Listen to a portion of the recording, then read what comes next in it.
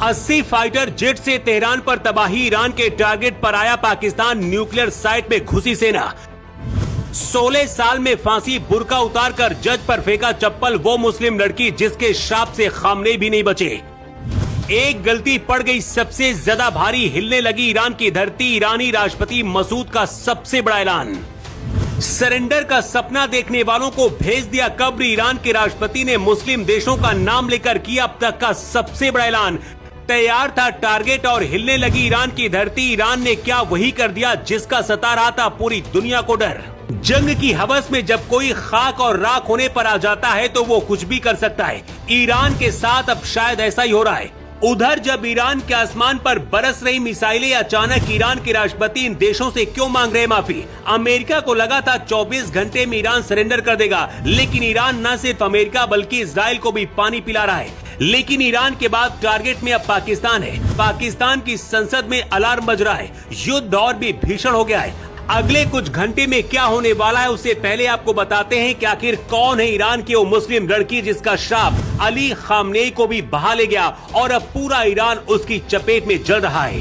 1980 से पहले ईरान दुनिया का सबसे मॉडर्न देश था, जहां महिलाएं छोटे कपड़े पहनती थी, कार चलाती थी और अपने फैसले खुद लेने का अधिकार रखती थी। लेकिन अली खामनेई के आने के बाद ईरान, जहां आजाद महिलाएं सबसे ज्यादा थी, उन्हें बुर्के में कैद कर दिया गया और दुनिया के सबसे कड़े प्रतिबंध लगा दिए गए। शरिया कानून लागू हुआ, जहां मुस्लिम पुरुष भी अगर अत्याचार करते तो उसकी सजा सिर्फ महिलाओं को मिलती। ऐसा ही हुआ था 25 साल पहले ईरान की इस लड़की के साथ, जिसके श्राप ने ईरान और खामनेई को यहां तक पहुंचा दिया। 15 अगस्त 2004 को ईरान के नेका शहर के एक सार्वजनिक चौराहे पर सरेआम आतिफा मुस्लिम लड़की को फांसी दी गई। शुद्धता के विरुद्ध अपराध लागू किया गया और व्यभिचार के आरोप में 22 साल की उम्र बताकर फांसी दी गई, जबकि उस दौरान उस लड़की की उम्र सिर्फ 16 साल थी।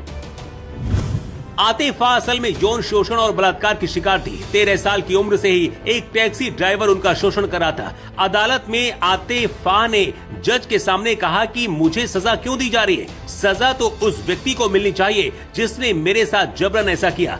लेकिन इसके बाद भी जब आतिफा ने देखा कि उन्हें न्याय नहीं मिल रहा तो उन्होंने गुस्से में अपना हिजाब अदालत में उतार दिया और जज हाजी रजाई पर अपनी चप्पल फेंक दी। इसके बाद उन्हें फांसी दी गई। बीबीसी ने भी इस पर एक डॉक्यूमेंट्री तैयार की थी, जिसमें विस्तार से सब कुछ बताया गया है। हैरानी की बात यह है कि उस दौरान भी ईरान के सुप्रीम लीडर खामनेई थे, लेकिन इस घटना के बाद कभी भी ईरान की सरकार और खामनेई ने कोई पछतावा नहीं किया और न ही कानून बदला। इसका विरोध ही दशकों से ईरान के अंदर हो रहा था। लेकिन उस नाबालिग बच्ची के साथ ईरान में जो कुछ हुआ, उसके बाद कहते ईरान को श्राप लग गया और हमेशा ईरान मुसीबत से घिरा रहा। यहाँ तक कि खामेनेई का भी बुरा हाल हुआ और जिन लोगों ने ईरान की मासूम जनता के साथ इस्लाम के नाम पर शोषण किया, उनका भी खात्मा हो रहा है। यही वजह कि देश में हमला होने के बाद भी ईरान के कुछ लोग अपने ही देश की बर्बादी का जश्न मना रहे हैं। लेकिन अब लौटते हैं ईरान पर। अमेरिका और इजराइल से जंग के बीच मुस्लिम देशों का नाम लेकर ईरान के राष्ट्रपति ने एक बड़ा ऐलान कर दिया है। इतना ही नहीं, कुछ देशों से माफी भी मांगी है। इसकी वजह क्या है आपको बताते हैं। ईरान की ओर से एक बड़ा और चौंकाने वाला कूटनीतिक बयान सामने आया है। ईरान के राष्ट्रपति मसूद पेजेश्कियान ने राष्ट्र के नाम एक टेलीविजन संदेश में घोषणा की है कि ईरान ने पड़ोसी देशों पर हमले रोकने का निर्णय लिया है। उन्होंने न केवल पड़ोसी देशों से माफी मांगी है, बल्कि ये भी स्पष्ट किया है कि ईरान का किसी अन्य देश पर आक्रमण करने का कोई इरादा नहीं है।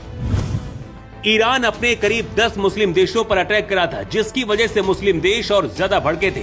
लेकिन अब ईरान सिर्फ अमेरिका और इजराइल को टारगेट करेगा। इसके साथ ही जो लोग कह रहे थे ईरान सरेंडर कर देगा, उनके लिए भी ईरान के राष्ट्रपति मसूद पेजेश्कियान ने कहा है कि यूनाइटेड स्टेट की बिना शर्त सरेंडर की मांग एक सपना है, जिसे उन्हें अपनी कब्र तक साथ लेकर जाना चाहिए। उधर ईरान में जंग के बीच पाकिस्तान की सरकार के बीच ही जंग शुरू हो गई है। पाकिस्तान में 2 गुट बन चुके हैं। एक गुट ईरान का समर्थन करने वाला है और दूसरा गुट अमेरिका का समर्थन करने वाला है। मतलब लेना देना कुछ नहीं, लेकिन युद्ध की लपटें पाकिस्तान में घिर गई हैं। और ईरान और इजराइल दोनों ही पाकिस्तान की गर्दन दबाने की तैयारी कर रहे हैं, क्योंकि पाकिस्तान सिर्फ गद्दारी कर सकता है, जैसा ईरान के साथ किया। अच्छी बात यह है कि भारत के लिए एक अच्छा मौका है। जब पाकिस्तान में भारत स्ट्राइक करेगा, उस दौरान पाकिस्तान भी अकेला खुद को पाएगा, जैसे ईरान आज खुद को अकेला पा रहा है। क्या जंग खत्म होनी चाहिए? लेकिन ईरान के अंदर जिस तरीके के इस दौरान हालात हैं, ऐसे वक्त में क्या होना चाहिए? क्या भारत को दखल देना चाहिए? और भारत जो फैसला ले रहा है उस पर आपकी राय क्या है? कमेंट बॉक्स पर जरूर बताएं। आज 24 के लिए ब्यूरो रिपोर्ट।